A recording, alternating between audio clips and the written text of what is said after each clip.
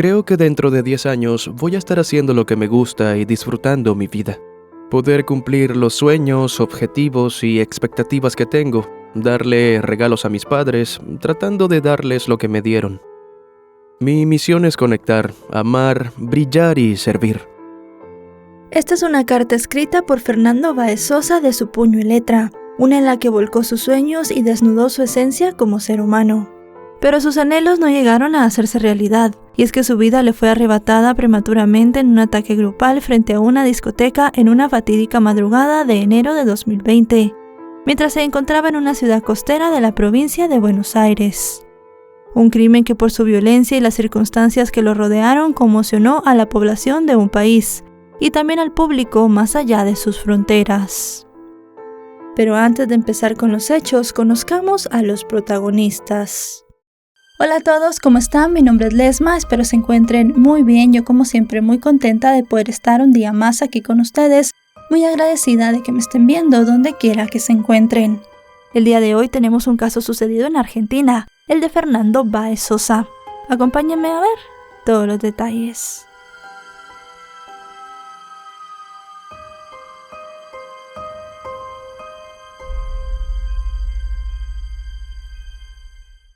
Fernando Báez Sosa, a quien sus familiares y amigos le decían Fer, nació en Buenos Aires, Argentina, el 2 de marzo de 2001.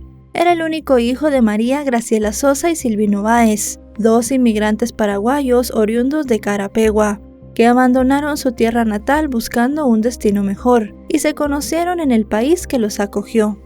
Graciela contó que decidió irse en 1995 porque estaba enferma, y le dijeron que en Argentina la medicina era buena.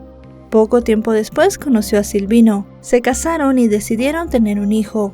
Los tres vivían en Recoleta, un barrio de buen estatus social, en una unidad habitacional dentro del edificio en el que Silvino trabajaba como portero. Graciela, por su parte, era cuidadora de adultos mayores. Ambos eran muy trabajadores, y entre los dos lograban con esfuerzo cubrir sus necesidades y las de su hijo, quien desde muy pequeño fue cariñoso y travieso como otros niños de su edad. A Fernando le encantaba el Hombre Araña, y tenía un muñeco de tela del superhéroe, el cual conservó mientras crecía, y que su mamá incluso tuvo que reparar en una ocasión que llegó con el juguete roto del colegio. Definitivamente ese era uno de sus objetos más preciados. Lo atesoraba junto a otras pertenencias, entre las que también estaban una docena de medallas de sus logros deportivos, el chupete que usó siendo un recién nacido y la carta a la que hicimos referencia en el inicio del video. Fernando siempre fue un niño estudioso, aunque le costaban las matemáticas.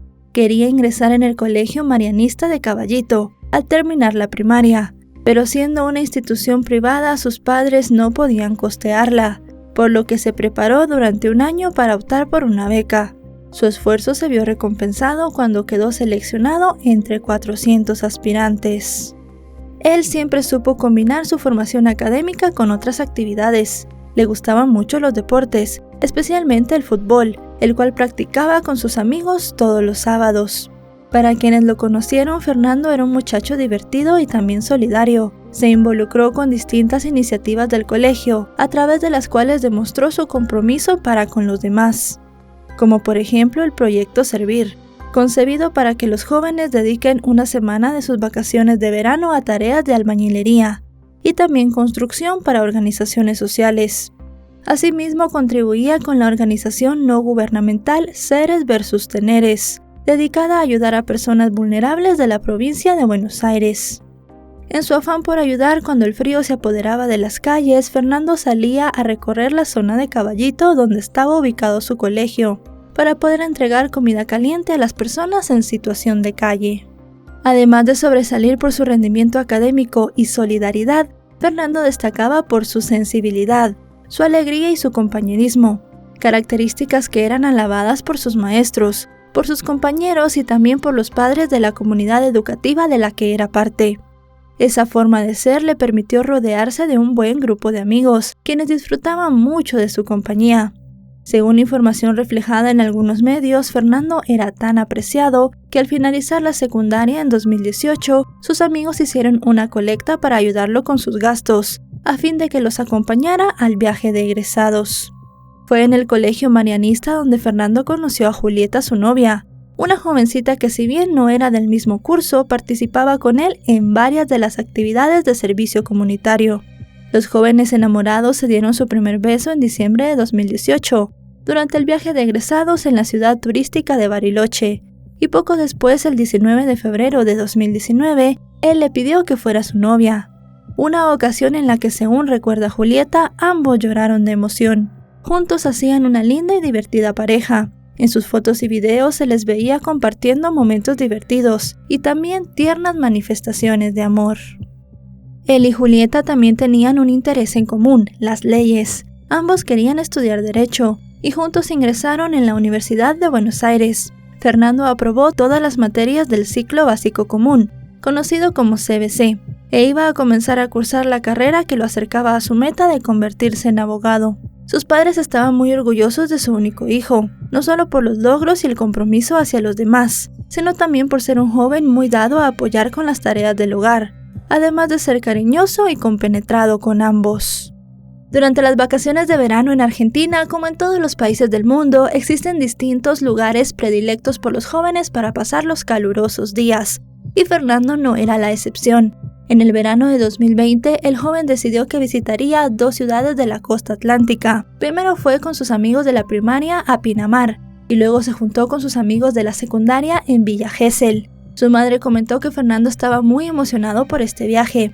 Para poder costearlo, el joven vendió una consola de videojuegos que tenía. Estuvo haciendo algunos trabajos esporádicos y sus padres terminaron de completarle el dinero. Pensaba que sería el mejor verano de su vida, pero lo que él no pensaba era que todo saldría completamente al opuesto que él quería, porque sería el verano en el que perdería la vida. Antes de irse de vacaciones, Fernando fue a su casa con Julieta, para juntos desarmar el árbol de Navidad. Esa tarde, Graciela preparó algo de comer, y disfrutaron la velada en familia. Llegada la noche, Fernando le pidió a su padre que lo despertara a las 5 de la mañana, pues quería saludarlo antes de que él se fuera a trabajar. Cuando al día siguiente Silvino entró al cuarto de su hijo, lo vio durmiendo tan tranquilo que no quiso molestarlo, así que se limitó a darle un beso y dejarle algo de dinero sobre la mesita. Más tarde ese día, el padre recibió un mensaje de Fernando, en el cual le agradecía por el dinero. Le informaba que el autobús estaba por salir y se despedía diciéndole que se verían pronto. Fernando estuvo con sus amigos de la escuela en Pinamar y el día 16 viajó a Villa Gesell, la ciudad balnearia ubicada a 380 kilómetros de Buenos Aires, donde tenía pensado quedarse hasta el día 23 de enero en el hostel Hola Olas, con su grupo del bachillerato, que además de Julieta incluía a Lucas Filardi, Juan Bautista Besuso, Santiago Corvo, Julián García, Diego Izquierdo, Federico Raulera, Tomás de Alessandro, Federico Tabarossi, Lucas Bedich y Tomás Baudana. Todos estaban muy contentos de poder disfrutar juntos de las vacaciones. Jamás imaginaron que en esos ansiados días de descanso y diversión llegaría la tragedia.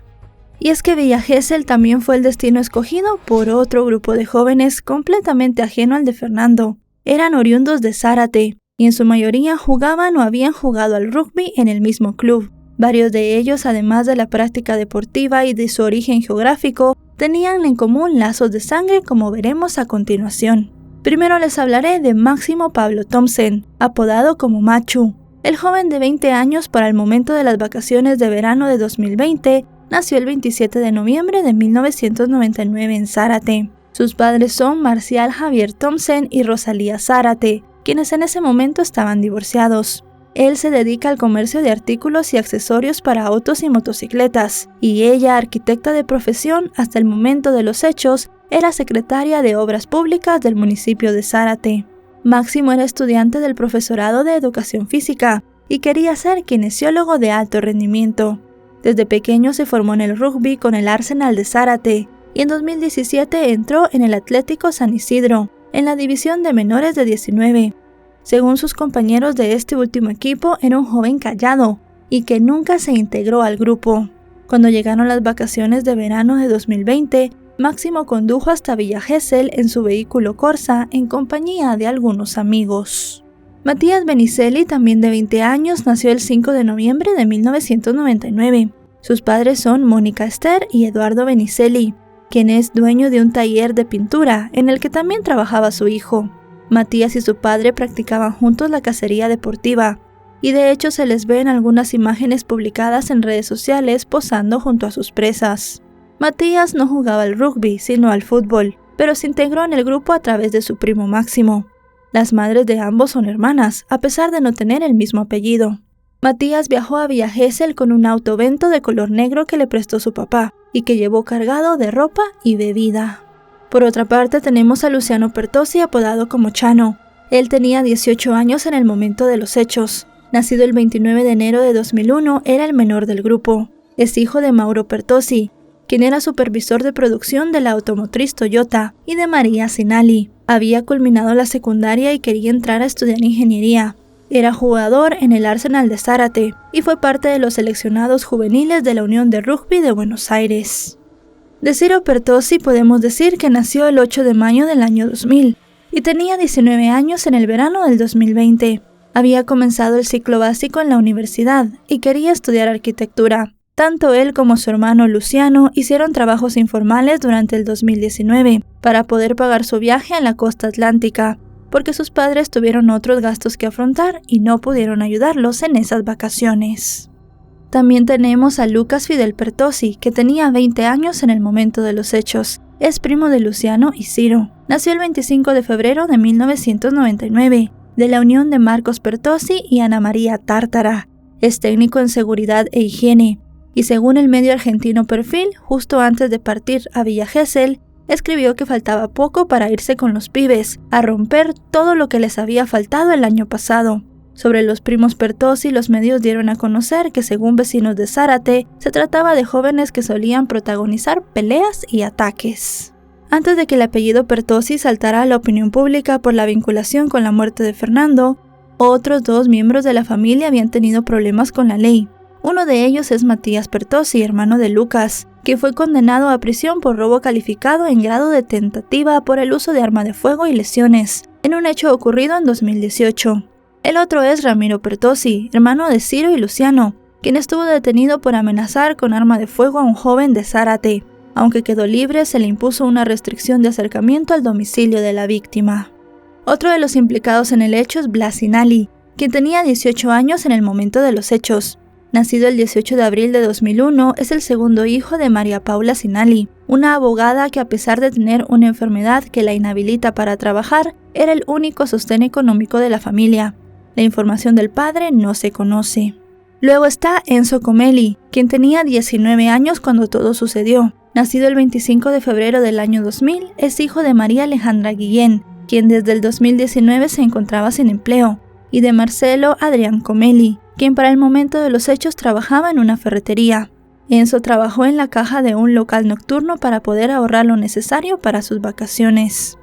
En el grupo también estaba Ayrton Michael Violas, de 20 años, nacido el 9 de mayo de 1999, hijo de Sergio Daniel Violas y Erika Edith Pisati. Se sabe que tiene un hermano. Ayrton se desempeñaba como técnico electromecánico y para poder unirse al grupo y viajar a Villa Gesell vendió su teléfono celular. También tenemos que hablar de Alejo Milanesi, de 19 años, nacido el 6 de enero de 2001. Él también creció en Zárate. Es hijo de Pablo Milanesi, profesor de la Universidad Tecnológica Nacional, y de Analia Tártara, también docente y hermana de la madre de Lucas Pertossi. Al igual que otro del grupo, jugó en el Club Náutico Arsenal de Zárate. Fue él quien se encargó de alquilar la casa donde ellos se alojaron en Villa Gesell y administraba un grupo de WhatsApp llamado Los del Boca 3, a través del cual se comunicaban. El joven es fanático del fútbol. Por último tenemos a Juan Pedro Guarino, de 19 años, nacido el 29 de noviembre del año 2000. También jugaba rugby en el Club Náutico Arsenal de Zárate y era amigo cercano de Luciano y Ciro Pertossi. Ahora que ya tenemos una imagen de todos los implicados, vamos a empezar a hablar de qué pasó esa fatídica noche del 18 de enero del año 2020. Era más o menos la 1:45 de la mañana cuando Fernando y sus amigos llegaron a la discoteca Lebric. Allí estuvieron un rato compartiendo y luego a las 3:30 se fueron a la zona VIP para ver la presentación de un trapero llamado Neopistea. Una hora después, más o menos, ya la discoteca estaba llena y comenzaron todos a bailar, saltaban, se empujaban y estaba el ambiente bastante festivo. Mientras estaban realizando algunos bailes y la gente comenzó a empujarse, hubo un encontronazo entre el grupo de Fernando y el grupo de jóvenes zarateños. Esto provocó una pelea y ambos grupos fueron sacados del lugar. Fernando y sus amigos abandonaron voluntariamente el recinto, mientras eran escoltados hasta la puerta principal. En este video captado en las afueras de Lebric aparece Fernando con la camisa rota, justo en el momento en el que se retira. Con él salen varios de sus amigos, y se puede observar que uno de ellos incluso le da la mano al portero, como una manera de poner fin al incidente. Así lo recuerda Carlos, el hombre que protagonizó ese apretón de manos. Aquí es importante destacar que el sistema de vigilancia tenía la hora adelantada, y aunque se muestra la salida de Fernando a las 4:41, más adelante se demostró que eran las 4:31 de la madrugada. Sea como sea, una vez fuera del local, los exalumnos del colegio marianista cruzaron la calle. Algunas imágenes captadas por los domos de la avenida 3, donde se ubica Lebric, lo captaron atravesando la calle a las 4:32, con su torso desnudo y su camisa en la mano. Una vez estuvo en la acera de enfrente, Fernando se compró un helado para esperar al resto del grupo, incluida su novia, quienes se habían quedado dentro del local. Los rugbyers, como se le llamó al grupo luego de esa noche, fueron sacados por la salida de emergencia, tal como lo registraron las cámaras de vigilancia. Máximo estaba muy alterado, y para retirarlo de la instalación tuvieron que intervenir 2 patobicas, que es como le llaman en Argentina a quienes prestan los servicios privados de seguridad. Los más calmados siempre los sacamos por la puerta principal y los más exaltados los sacamos por la otra puerta. Lo veo a este chico, el de camisa verde, y lo agarro y le digo que tiene que salir. Y ahí se puso violento, y cuando llega mi otro compañero, porque estaba demasiado violento. Entonces entre los dos lo trabamos y los empezamos a sacar. Los sacamos por la cocina, lo que nosotros llamamos la cocina, que es la salida de emergencia. Ni bien llegamos a la puerta, yo llamo a la policía, que estaba del lado de enfrente del boliche, para que venga y los calme. Aproximadamente a las 4:36, algunos agentes policiales de a pie que se encontraban en la avenida 3 frente a Lebric se acercaron al grupo de Máximo para que estos se retiraran del lugar.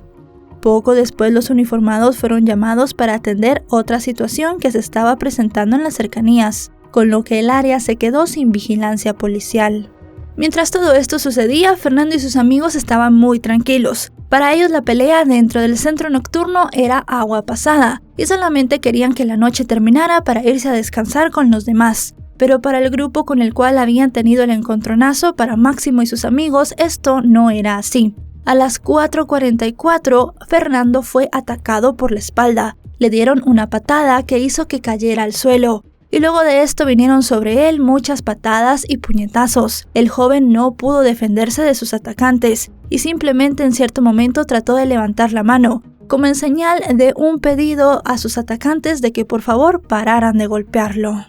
Sus amigos intentaron intervenir para detener la brutal arremetida grupal contra Fernando, pero fueron reducidos con violencia para que no pudieran ayudarlo y también resultaron con lesiones. Algunos de los testigos del hecho les gritaban a los agresores que se detuvieran, mientras otros registraban lo que estaba ocurriendo. Cuando los agresores dieron por terminado el ataque, comenzaron a retirarse ante la mirada atónita de los presentes. En medio de la incredulidad y la desesperación de lo que acababan de presenciar, muchas personas se arrodillaron junto a Fernando para darle primeros auxilios. Estaban tratando de ver si tenía signos vitales y también ver si podían salvarle la vida. Una jovencita le practicó RCP a Fernando tratando de devolverle los signos vitales y fue ayudada por otras 3 personas más, pero todos estos esfuerzos fueron en vano. El servicio de emergencias inmediatamente comenzó a recibir muchas llamadas pidiendo que enviaran una ambulancia para poder llevar a Fernando a un hospital. Lamentablemente la ayuda llegó muy tarde. A las 5:05 de la madrugada, la ambulancia tomó a Fernando y lo llevó hasta el hospital, pero se supo que el joven, cuando fue ingresado en el vehículo, ya no tenía signos vitales. La novia del joven y otros amigos fueron rápidamente al hospital donde estaban llevando al chico para ver cuál era su estado de salud, mientras la otra parte del grupo decidió ir a la comisaría de Villa Gesell. Todo lo que les he presentado hasta ahora del crimen y la información que vendrá a continuación son detalles que fueron surgiendo en las horas, días, meses y hasta años siguientes al asesinato de Fernando, producto de un meticuloso trabajo de investigación de las autoridades y los medios de comunicación.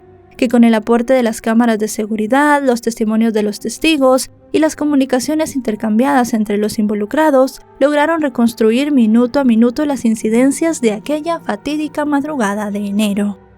Por ejemplo, el recorrido de los rugbyers mientras se alejaban del lugar fue ensamblado gracias al análisis de las cámaras de seguridad que había entre la escena del crimen y la casa en la que se quedaban los atacantes. Una de las primeras imágenes que se tiene de ellos tras haber dejado a su víctima inerte en el suelo fue captada a las 4:46 por la misma cámara de la Avenida 3, entre el Paseo 102 y la Avenida Buenos Aires, que registró el momento en el que Fernando cruzó la calle y también el instante en el que sus atacantes fueron desalojados de Lebric. Esta los mostró reuniéndose debajo del toldo de un restaurante antes de continuar su camino. A las 4:47 parte del grupo fue captado por las cámaras de seguridad del automercado Marino, en el momento en el que funcionarios de gendarmería los interceptaron. A pesar de que se trataba de los sospechosos que estaban buscando luego de ser alertados del suceso, los agentes no los identificaron, porque la descripción que recibieron por parte de los testigos no se correspondía con la de ellos. En ese video se observa a Ciro Pertossi, Enzo Comelli, Matías Benicelli, Juan Pedro Guariano y Luciano Pertossi, y puede detallarse cómo algunos de ellos intentan limpiarse la sangre de las manos, incluso con saliva, y esconderlas de los agentes colocándolas dentro de sus bolsillos. Tras el encuentro con gendarmería, el grupo siguió su camino hacia la casa en la que se estaban hospedando. Una cámara de seguridad registró el momento en el que Máximo pasó corriendo, seguido poco después del resto de sus compañeros. Aquí una vez más hay que aclarar que existe una discrepancia entre la hora marcada en el video y la hora en la que realmente los sospechosos pasaron por el campo visual del equipo de grabación. Mientras el grupo seguía su huida, uno de ellos, Lucas, se acercó nuevamente a las inmediaciones de la Avenida 3 y desde allí pudo observar la presencia de policía y de los servicios de emergencia. Entonces informó a su grupo de la situación con un mensaje de voz. Estoy acá cerca donde está el pibe y están todavía los gritos, está la policía, llaman a la ambulancia, caducó. Después de reunirse en la casa que alquilaron para pasar sus vacaciones, los rugbyers se hicieron una selfie juntos. Nada en sus rostros hablaba del espantoso crimen que acababan de cometer. Por si fuera poco, a las 6:20 de la mañana, al menos 4 de ellos fueron vistos comiendo en un McDonald's. Máximo y Lucas quedaron claramente registrados por las cámaras de seguridad del local de comida rápida. Unas 4 horas después, más o menos a las 10:38 de la mañana, cuando el grupo ya se encontraba descansando en la casa que habían alquilado, la policía practicó un allanamiento en el lugar, ubicado en el 203 de la calle Alameda. El grupo se comunicó a través de su aplicación de mensajería instantánea, en el momento en el que los efectivos policiales tocaron la puerta. Fue Ciro el primero que habló por los mensajes, diciendo que la policía estaba fuera, y fue él quien también dijo después de algunas reacciones de sus compañeros que tenían que salir. Según los reportes, las autoridades lograron dar con la ubicación de la casa gracias al testimonio de los empleados de 2 hospedajes, los cuales quedaban camino a este chalet. Uno de ellos, quien tenía la hostería al lado de la vivienda, dijo que había visto a 2 muchachos ingresar corriendo al lugar, saltando por encima del portón, y debido a esto él había pensado que los chicos habían hecho algo malo. El mismo día del suceso, los medios hicieron eco de la impactante noticia. Se decía de la muerte de un joven porteño de 18 años como consecuencia de un ataque en grupo, y del arresto de los implicados. Si bien en la casa solo había 10 muchachos de entre 18 y 20 años, en el grupo había un 11º miembro, quien también estaba de vacaciones en Villa Gesell y salía con ellos, pero no pernoctaba en esta casa. Se trataba de Tomás Collazo, cuya identidad no se hizo pública en aquel momento porque era menor de edad y porque no pudo constatarse su participación en el hecho, por lo cual no fue imputado. Por otra parte, durante la inspección de la vivienda donde tuvo lugar el allanamiento, los funcionarios encontraron unas zapatillas manchadas de sangre, y al preguntar a quién pertenecían, uno tras otro los sospechosos dieron el nombre de un chico que no se encontraba en el lugar, un tal Pablo Ventura. Según la versión ofrecida por el grupo, Pablo se había ido de la ciudad balnearia luego del ataque en un vehículo blanco con destino a Zárate, y tenía planes de irse a Uruguay. Ese mismo día, una comisión se presentó en la casa de Pablo y lo llevaron detenido. Cuando Graciela y Silvino, los padres de Fernando, recibieron la primera llamada con relación a lo que había ocurrido en Villa Gesell, eran alrededor de las 6 de la mañana. La madre de uno de los amigos del joven les dijo que había recibido una golpiza y que lo estaban llevando al hospital. Tratando de tener más información, Graciela llamó a Julieta, y aunque lo que le dijo le daba a entender que su hijo estaba muerto, ella no lo creía. Fue la siguiente llamada a la comisaría de Villa Gesell la que los hizo comprender lo que había pasado. Esa comunicación la atendió Silvino, y cuando colgó dijo que Fernando estaba muerto. Graciela recuerda que en ese momento comenzó a golpear a su esposo, mientras gritaba que eso no era verdad. Con el dolor y la desesperación consumiéndolos, los padres de Fernando comenzaron a buscar una manera de llegar a Villa Gesell. Estaban intentando comprar un boleto de autobús para llegar a este sitio, cuando el padre de uno de los amigos de Fernando se ofreció a llevarlos en su vehículo. Tardaron 9 horas en llegar al lugar, y es que había mucha congestión por las vacaciones, y de igual forma era una fecha bastante importante en las vacaciones porque se estaba dando un cambio de quincena. Así que al final llegaron a Villa Gesell. La madre de Fernando aún guardaba la esperanza de que todo se tratara de una confusión y de que su hijo estaba bien, pero se dio un golpe de realidad cuando llegó a la comisaría de policía del lugar y le entregaron la cédula de su hijo. Luego de eso le pidieron a los padres que fueran a identificar el cuerpo del chico.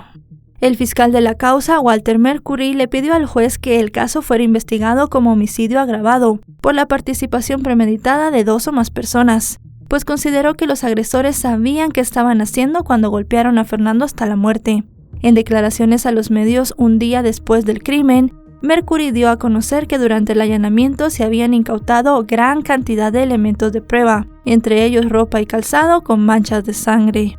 El representante del Ministerio Público también refirió que en el domicilio se encontraron muchas botellas de alcohol, pero descartó que los acusados estuvieran en estado de ebriedad. Agregó que aunque hubieran bebido, era evidente que estaban conscientes de lo que hacían cuando golpearon a Fernando hasta la muerte. En el momento en el que compartió estos detalles, Mercury también anunció que en las próximas horas se les tomaría la declaración indagatoria a los 11 detenidos, y adelantó que la fiscal Verónica Zamboni sería la encargada de llevar a cabo la investigación. El domingo 19, cuando los 10 detenidos en Villa Gesell fueron llamados para la indagatoria, estos se negaron a declarar, mientras que la indagatoria de Pablo se fijó para el lunes 20. Mientras avanzaban las investigaciones del caso en la costa atlántica, los restos de Fernando fueron trasladados a su Buenos Aires natal, donde además del velatorio en una casa funeraria fue despedido con una emotiva misa en el colegio secundario en el que estudió. Luego el cortejo fúnebre se dirigió al cementerio de Chacarita, donde familiares y amigos acompañaron los restos de Fernando hasta la galería donde fueron depositados. A la vez que familiares y amigos de Fernando lloraban su pérdida, los padres de Pablo vivían una angustia al ver que su hijo estaba preso sabiéndolo inocente, pues se encontraba con ellos en Zárate mientras ocurrió el crimen en Villa Gesell. Para demostrarlo, consignaron ante las autoridades fotos y videos que lo ubicaban con su familia. Pronto se sabría que él no era del grupo, que era remero y aparentemente era víctima de las bromas pesadas del grupo de detenidos. Después de 4 interminables días, se demostró que el joven no estuvo involucrado con el suceso y que había sido incriminado. Pablo fue dejado en libertad y posteriormente fue sobreseído. ¿Qué sentís con respecto a lo que pasó y también con respecto a estas 10 personas que te incriminaron? Un poco por ahí, angustiado, pero nada más. No tengo mucha ganas de... ¿Vos los conocías a ellos? De ahí de vista de la ciudad, pero nada más. Los 10 jóvenes que quedaron detenidos fueron separados. 5 de ellos fueron trasladados a la ciudad de Pinamar y los demás permanecieron en Villa Gesell. La investigación iba avanzando y a medida que pasaban las horas se iban encontrando cada vez más y más pistas. Era incontable el número de pruebas en contra del grupo, y a medida que avanzaba el reloj se iban sumando videos y testimonios. También se vieron distintas imágenes en varias cámaras de seguridad de los locales cercanos al club nocturno, y además también acudieron a la policía distintas personas para dar su testimonio. Entre estos, personas que trabajaban en el local nocturno, las personas que estaban de turno en el servicio de emergencia que habían atendido a Fernando y personas que habían estado en las inmediaciones. Por otro lado, los zapatos manchados de sangre con los que el grupo había incriminado a Pablo en realidad pertenecían a Máximo. No solo se le vio calzándolos en los videos de esa madrugada, sino que la huella en la plantilla coincidía con sus pies. Además, una prueba de escopometría realizada por la policía de Tierra de Fuego confirmó que eran sus suelas las que habían impactado en la cabeza de Fernando, dejando una clara marca en su piel. Los patólogos determinaron que el joven murió producto de un paro cardíaco traumático por shock neurogénico, ocasionado por múltiples traumatismos de cráneo. Especialistas en neurología explicaron que el tallo cerebral, que es parte del sistema nervioso central, domina funciones como la respiración, la presión arterial y el ritmo cardíaco, por lo que una lesión en esa estructura puede ocasionar que esos procesos vitales fallen y conducir a la muerte. Mientras el proceso seguía avanzando a finales de enero, los zarateños fueron trasladados a la cárcel de Dolores, donde permanecieron alejados del resto de la población mientras se resolvía su situación procesal. El 10 de febrero, la fiscal Zamboni pidió la prisión preventiva para 8 de los imputados y la libertad provisional por falta de mérito para 2, Alejo y Juan Pedro, ya que no se encontró evidencia suficiente para vincularlos. Ambos siguieron imputados, pero el proceso en su contra lo vivirían en libertad.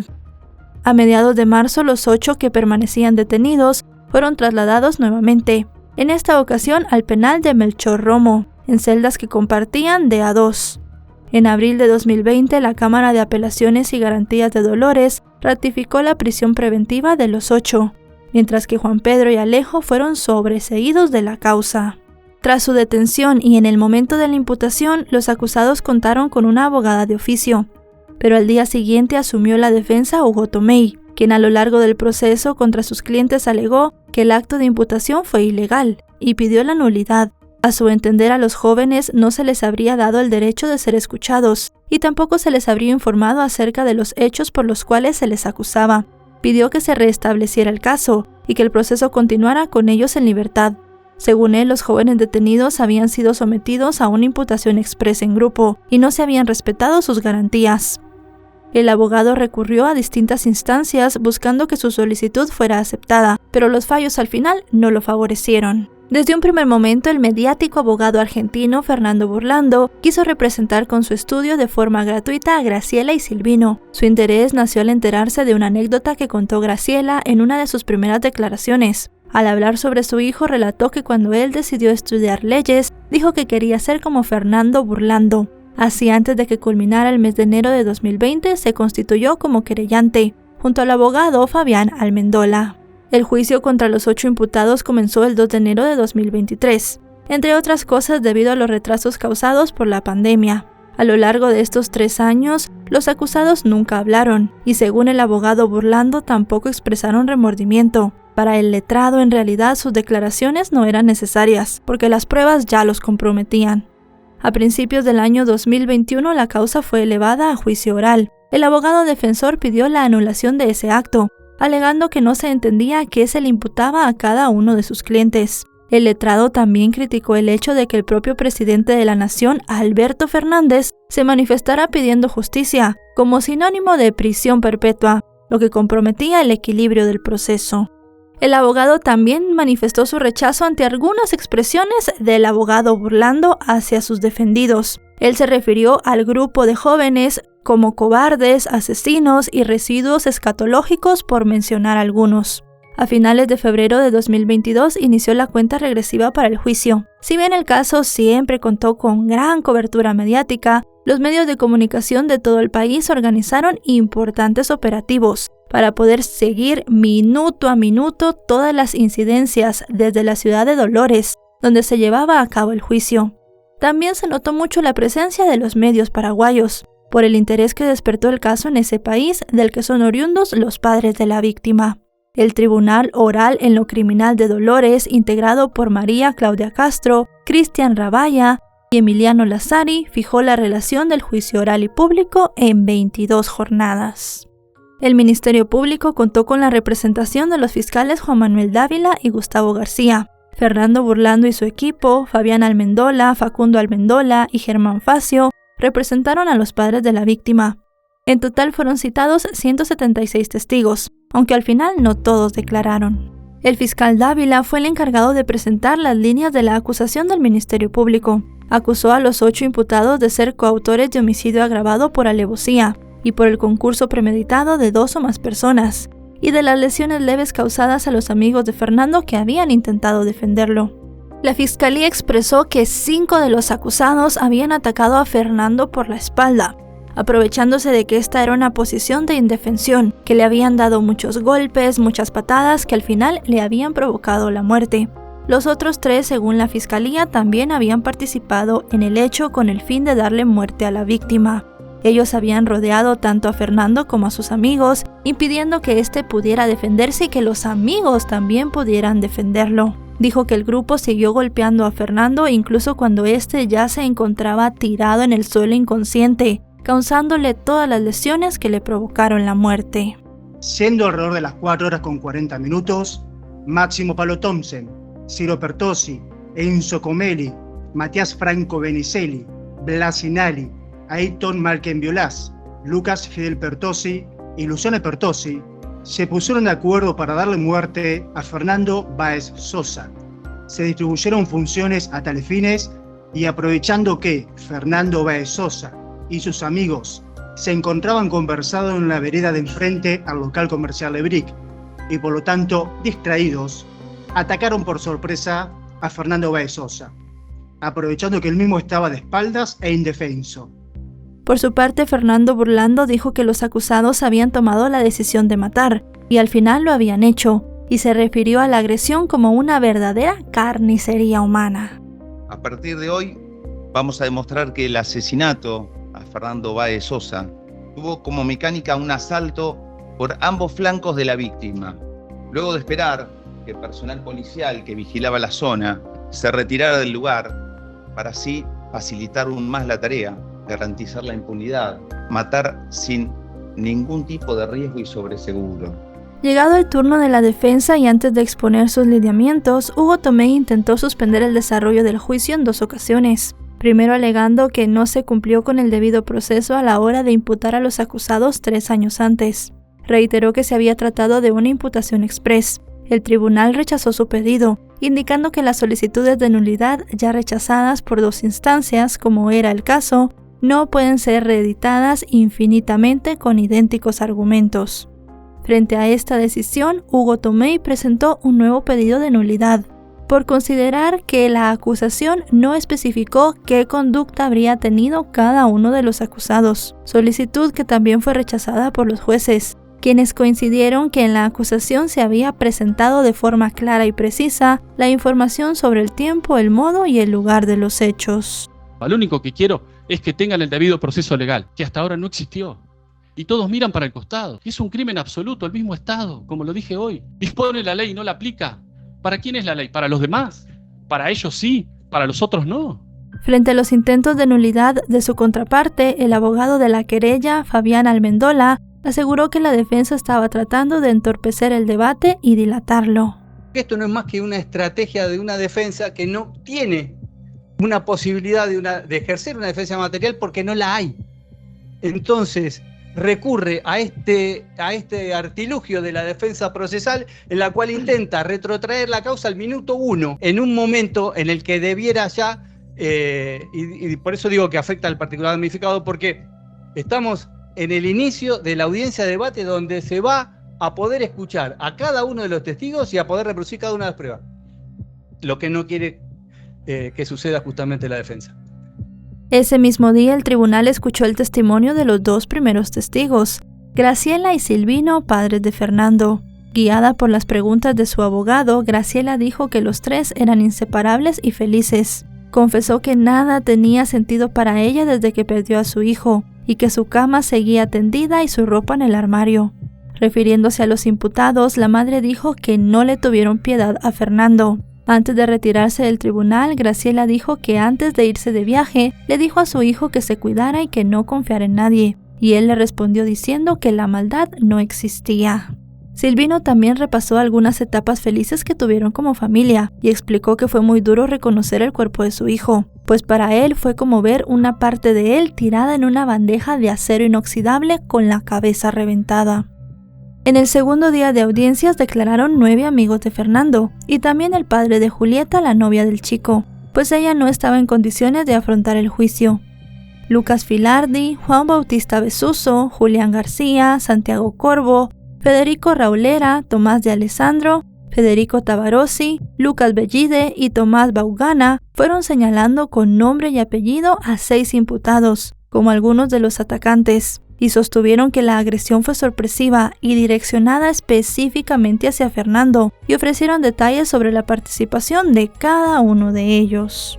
Lucas Filardi aseguró que pidió a los atacantes que detuvieran la arremetida. Recordó que primero hubo golpes y después principalmente patadas en contra de Fernando. Él identificó a Lucas Pertossi como la persona que le pegó durante el ataque. También comentó que los agresores se arengaban entre ellos mientras golpeaban a Fernando en el suelo. Juan Bautista señaló directamente a Máximo Thompson como la persona que pateó a Fernando Báez Sosa cuando estaba en el suelo. No pudo detallar cuántas personas lo agredían, pero dijo que tuvo la sensación de que el ataque era en contra de Fernando.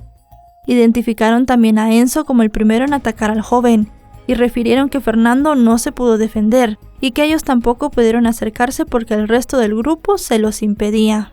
Uno de los testigos que ofrecieron su testimonio fue Alejandro Chiqui Muñoz, jefe de seguridad de Lebric, quien se mostró visiblemente afectado al reconocer que tenía 2 décadas en ese oficio y nunca había visto una pelea con tanta hazaña.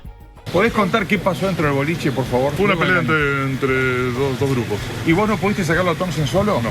¿O ponía mucha resistencia, Sí. mucha fuerza? ¿Afuera de sí? ¿Cómo estaba? Virginia Pérez, la joven que le practicó maniobras de reanimación a Fernando luego del ataque, dijo que ella había hecho un curso en la Cruz Roja y que al ver a Fernando se acercó a ayudarlo, porque si alguien no tiene conciencia y no respira, hay que hacerle un RSP. Indicó que ella hizo algunas compresiones, pero al llegar unos funcionarios policiales dijeron que ellos seguirían brindando auxilio a la víctima. La defensa le preguntó si no había riesgo de ocasionar una lesión, y ella respondió que es preferible que una persona esté con una costilla rota pero viva que muerta. La doctora Carolina Giribaldi La Rosa, quien atendió a Fernando en la vía pública en respuesta al llamado de emergencia, dijo que cuando lo encontró estaba sin signos vitales. A pesar de esto, se le ingresó en la ambulancia y en el trayecto al hospital se le continuó practicando RCP y también aplicando oxígeno, pues según los protocolos se debe practicar reanimación por 40 minutos. Algo que más adelante sería criticado por los testigos de la defensa. Ese mismo día habló el forense que practicó los análisis al cuerpo de Fernando, el doctor Diego Duarte. Él dijo que la víctima tenía una importante hemorragia dentro del cráneo. Explicó que las lesiones externas que presentaba coincidían con los mecanismos de alta energía que provocan muerte instantánea y que la mayoría de golpes estaban en el cráneo y la cara. Agregó que el tronco cerebral era lo que más daños presentaba. La séptima audiencia del juicio se centró sobre el material audiovisual encontrado en el celular de uno de los 8 acusados y la comparación entre la zapatilla hallada con sangre y las heridas en el cuerpo de la víctima. Además del mensaje al que hicimos referencia con el cual Lucas informó que Fernando había muerto, el tribunal escuchó el resto de las comunicaciones de los miembros del grupo, entre ellos y con terceros. Por ejemplo, a las 6:06 de la mañana del 18 de enero de 2020, Ciro envió un mensaje en el que decía al grupo que no se contaba nada de lo ocurrido, a lo que Matías respondió de inmediato que ya lo habían contado. No se cuenta nada de esto, a nadie. En la exposición de pruebas también se informó que entre las 6:21 y las 6:22 de la mañana, Ciro consultó 7 veces en su celular la frase Villa Gesell pelea. Algunos de los mensajes más polémicos fueron los de Blas, quien fue uno de los primeros en compartir con otro grupo lo que había ocurrido. Una de las comunicaciones decía que se habían peleado y ganado, y en otro le confesó a un amigo que habían matado a uno. En cuanto a las marcas en el cuerpo de Fernando, la criminalista de la policía científica, María Eugenia Cariac, dijo que fotografió huellas en el rostro y cuello de la víctima, y las comparó con 4 zapatillas incautadas durante el allanamiento a la casa donde se produjo la detención, y encontró que se correspondían a la zapatilla marca Ciclón de Máximo Thompson. Varios peritos confirmaron ante el tribunal que en distintas prendas que fueron incorporadas como evidencia durante el allanamiento se encontraron manchas de sangre correspondientes al perfil de la víctima. También se halló ADN de Blas en el dedo meñique izquierdo de la mano de Fernando. Apenas se conoció el crimen de Fernando en 2020, se comenzó a hablar de un pacto de silencio entre los acusados de darle muerte, quienes en 3 años no se habían pronunciado de lo ocurrido. Pero sorpresivamente eso cambió el día 9 del juicio, cuando uno de ellos, Luciano, pidió hablar. Lo hizo en el momento en el que los peritos de la policía hacían un análisis de las imágenes que permitieron reconocer a los 8 acusados en la secuencia del ataque. Con las palabras "quiero aclarar algo, yo no estaba allí", Luciano quebró el pacto para desmarcarse de la abrumadora evidencia que estaba siendo presentada en la sala. El fiscal insistió entonces en preguntar quién era la persona vestida de negro que aparecía en los videos, a lo que el acusado contestó que no se esforzara en hacer preguntas que él no iba a contestar. Pero Luciano no fue el único en hablar. El 16 de enero, luego de escuchar el testimonio de su mamá, Rosalía Zárate, Máximo Thompson siguió los pasos de su coacusado. Rosalía dijo que tenía cáncer y que estaba recibiendo tratamiento. Afirmó que no podía más y que estaba viviendo una pesadilla. Al tomar la palabra, con lágrimas en los ojos, su hijo pidió disculpas y aseguró que jamás en la vida se le hubiera ocurrido matar a alguien. Entonces a Máximo se le preguntó cuándo se enteró de la muerte de Fernando, y dijo que había sido al día siguiente cuando los fue a buscar la policía, y les dijeron que habían matado a un chico. Alegó que debido al alcohol que había tomado y a la asfixia por la llave que le había aplicado un guardia de seguridad al sacarlo del local, no recordaba lo ocurrido, y tuvo que mirar los videos. Máximo se negó a responder preguntas que involucraran a sus compañeros. Al ser interrogado sobre cuál había sido su participación, dijo que cuando entró a la ronda recibió un golpe y pegó 1 o 2 patadas, pero no sabía a quién ni cómo. El abogado burlando quiso preguntar, pero el acusado se negó, alegando que no se sentía cómodo respondiendo a una persona que había dicho barbaridades sobre él y que insultó a su madre. Los padres de los acusados, que fueron criticados porque nunca se disculparon públicamente con los padres de Fernando, habían comenzado a ofrecer sus declaraciones en el juicio. De hecho, antes de la intervención de Rosalía, el primer familiar en hablar en el juicio fue María Paula, la madre de Blas, quien afirmó que no quería ni pensar lo que habían pasado los padres de Fernando, pero seguidamente comentó que ellos, como padres de los acusados, también sufrían mucho. Afirmó que los familiares de los 8 recibían ataques personales debido al show mediático. Incluso recriminó al abogado burlando por referirse a su hijo como un hijo de p***, con lo cual la estaba insultando a ella. Héctor Eduardo Benicelli, padre de Matías, no pudo contener las lágrimas y comentó que nunca imaginó pasar por una situación así. Parecía que querían curar el dolor con más dolor, según sus declaraciones. El padre de Luciano y Ciro, Mauro Pertossi, dijo que era una desgracia y que no sabía qué pensar. Afirmó que sus hijos no eran asesinos. La madre de Enzo, María Alejandra Guillén, aseveró que su familia estaba devastada y que vivían en una agonía constante por el acoso y las llamadas. Ella comenzó su comparecencia dirigiéndose al abogado burlando, diciendo que quería aclararle que no era ninguna p*** y que fue tremendo escuchar esa palabra para ella y su familia. Durante la 12ª audiencia del juicio, otro de los acusados, Ciro, pidió la palabra. Su declaración fue para hacer una aclaratoria sobre uno de los videos en los que aparece. Afirmó que él no le había pegado a Fernando, pues frenó la patada cuando lo vio en el piso. También quiso justificar el mensaje que envió esa madrugada, en el que advertía que de lo ocurrido no se enteraba nadie. Alegó que su intención era evitar que sus padres se enteraran que se habían peleado. Antes de que concluyeran las audiencias, Lucas y Blas también decidieron romper su silencio. Ambos tomaron la palabra el 18 de enero, el día que se cumplía el 3er aniversario del asesinato de Fernando y que marcaba la última jornada de la recepción de pruebas. Lucas dijo que sentía mucha pena por lo que pasó y, refiriéndose a la víctima con nombre y apellido, aclaró que en ningún momento le pegó, ni lo tocó ni participó en un plan para asesinarlo. Explicó que pegó 2 patadas cuando vio que alguien le estaba agarrando el pie a un amigo suyo y luego se fue a la esquina. Sobre su mensaje al grupo en el que usó la palabra caducó, se justificó diciendo que repitió lo que alguien más le había dicho, que hubo una pelea, que llegó una ambulancia y que un pibe había caducado. Blas también lamentó lo ocurrido y afirmó que era una tragedia terrible, que había fallecido un chico de su edad, pero aclaró que no hubo ningún plan y ningún rol. Al ser interrogado sobre el video en el que se le ve pateando a uno de los amigos de Fernando, Blas dijo que le había agarrado el pie y lo iba a tirar al piso, y que por eso le había tirado la patada. También alegó que en el momento del hecho estaba muy borracho, y que por los videos exhibidos se dio cuenta de que había estado medianamente cerca. Él solo aceptó preguntas de los fiscales, pero no del abogado burlando, a quien señaló de haberles faltado el respeto a él y a sus familiares durante años. Con respecto a la presencia de su ADN en uno de los meñiques de Fernando, el imputado dijo que nunca le pegó, pero quizás había sido él la persona con la que había tenido un encuentro dentro de la discoteca. En esa última audiencia, antes de las declaraciones de esos dos imputados, la defensa llamó a 2 peritos, quienes hablaron de los análisis forenses practicados al cuerpo de Fernando. Juan José Fegnolio, especialista en medicina legal, dijo que la víctima había sufrido 60 segundos de golpes y le habían dado más de 45 minutos de RCP. Explicó que una lesión en el hígado a la cual se hacía referencia en el informe pudo ser provocada por las maniobras de reanimación, pues un golpe no produce ese tipo de daños. El otro especialista, Jorge Belich, médico de emergencias, indicó que el escrito de los análisis forenses causaba vergüenza ajena. El 25 y 26 de enero se presentaron los alegatos finales. En la primera fecha fue el turno de la fiscalía y el particular, y en la segunda del defensor. La mamá de Fernando tomó la palabra antes de que la fiscalía y la querella presentaran sus alegatos, para decir que nunca pensó que estaría allí presenciando el juicio por el asesinato de su hijo.